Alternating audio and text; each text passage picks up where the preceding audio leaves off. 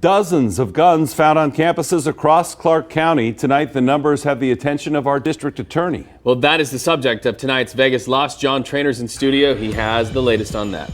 Yeah, before we give you the latest numbers, some essentially breaking news. Just before this newscast, we learned 2 students were arrested for bringing a BB gun to campus, then taking photos of that gun in front of Shadow Ridge High School. Before that news, there were 53 guns in Clark County. 30 of them were air guns and BB guns. That means 23 handguns have been found in schools across county. That not just high schools, elementary schools on the list as well. Not a month has gone by without a student or parent arrested for bringing a weapon to campus. Not a month. This has been a concern all year. Remember, just 3 months into this school year, our new superintendent announced a random search policy.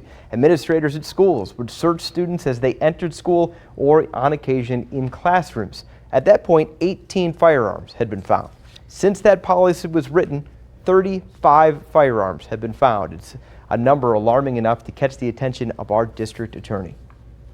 I was not aware that the numbers were as high as they are because most of those cases come across my desk. If they're juveniles, they get sent to my Juvenile Division and my lawyers down there handle them. So I was a little surprised at the numbers.